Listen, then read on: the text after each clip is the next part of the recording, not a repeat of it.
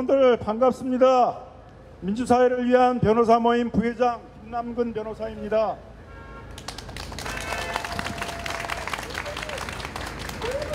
SK 브로드밴드는 문재인 정부에서 비정규직을 정규직화하는 민간 부분의 제일 모범으로 알려진 바가 있습니다. 그렇지만 지금 다시 SK 브로드밴드 노동자들은 이게 진정 정규직화냐, 이게 진정 노동개혁이냐 하면서 투쟁에 다시 나서고 있습니다. 재벌개혁도 마찬가지입니다. 문재인 정부에서 재벌개혁의 가장 핵심적인 이슈로 수행해 보겠다고 한 것이 일감 몰아주기였습니다. 문재인 정부가 출범했지만 2016년과 2017년을 비교해보면 일감 몰아주기는 오히려 더 늘어났습니다. 10대 재벌 내부에서의 일감 몰아주기는 2016년도에 122조 원에서 2017년도에는 141조까지 또 늘어났습니다. 10대 재벌에서 내부에서의 일감 몰아주기를 통한 거래가 전체 거래의 20%를 넘고 있습니다. 재벌 그룹들은 노동자들을 착취하고 중소상공인들에게 불공정 갑질을 하고 이렇게 얻어낸 경제력 집중들을 통해서 얻은 이익들을 재벌 총수들에게 일감 몰아주기를 통해서 전달해주고 있습니다. 재벌 총수들은 이런 일감 몰아주기의 특혜들을 통해 가지고 그 특혜들을 총수 일가가 전취하고 그것을 그 자식들에게 경영권 승계로의 수단으로까지 이용을 하고 있습니다. SK그룹도 마찬가지입니다. SK그룹 같은 경우에 SK 실트론이라는 회사를 인수를 하면서 SK 총수가 29.9%의 지분을 갖도록 했습니다. 반도체 경기가 활성화되고 있기 때문에 막대한 영업이익을 얻을 수 있는 회사로 알려져 있었습니다. 29.9%의 지분을 갖게 된 것은 30%를 갖게 되면 일감 몰아주기 규제를 받기 때문에 그 규제를 피하기 위해서 불과 0.몇 %의 지분을 덜 가졌을 뿐입니다. SK재벌은 문재인 정부가 들어서면서 문재인 정부와 협력해서 재벌개혁에 선도적인 모습을 보이겠다고 했습니다. 일감 몰아주기 문제를 먼저 해결하겠다고 했습니다. 하지만 지금 보여주고 있는 모습은 그런 공정거래법에 있어서의 일감 몰아주기 규제를 살짝 피해가는, 교묘히 피해가는 그러한 교묘한 수단을 보여주는 것에 불과하고 일감 몰아주기를 진정 해결하고 있지는 않습니다. 인포섹이라고 하는 보안업체의 경우에도 내부 거래를 통해서 70%의 거래들을 하고 있는데 이 일감 몰아주기 문제를 어떻게 해결할 것이냐 했더니 일감 몰아주기를 안 하는 것이 아니라 그 회사를 SK텔레콤과 합병해서 해결을 하겠다고 하고 있습니다.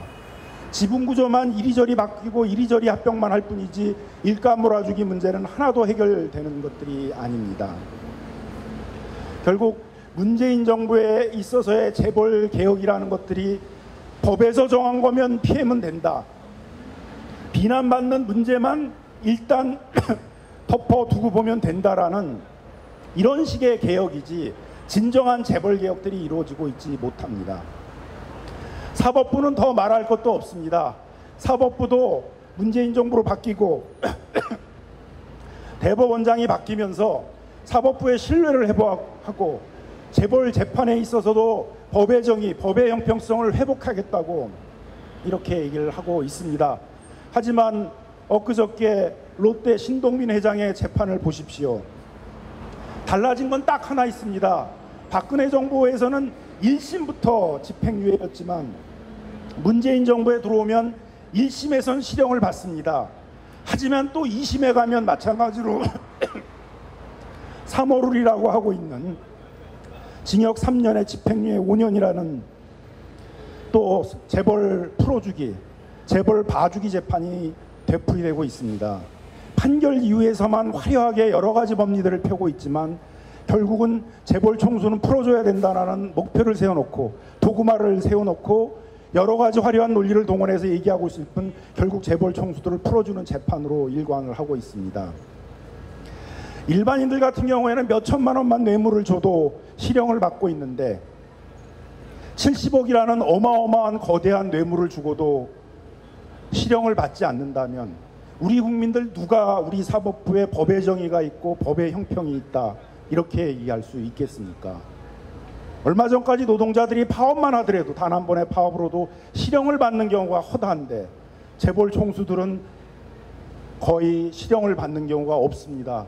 이 3월호는 이건희 전 삼성 회장도 3월호에 의해서 석방됐고 정몽구 현대자동차 회장도 3월호에 의해서 석방이 됐고, 물론 아닌 사람이 딱 하나 있었습니다. SK 회장이 그랬었는데 SK 회장은 전과가 있었기 때문에 이전에 한번 또 들어갔다가 또다시 재판을 받는 경우가 였었기 때문에 실형을 받았고, 나머지 지금 진행되고 있는 이재용 재판도 롯데 신동빈 재판도 다 이러한 룰에 의해서 재벌 총수들을 풀어주고 있습니다. 저희들이 다시 각오를 다져야 됩니다. 이런 식의 문재인 정부의 지지부진한 재벌 개혁으로는 재벌 문제를 해결할 수가 없습니다.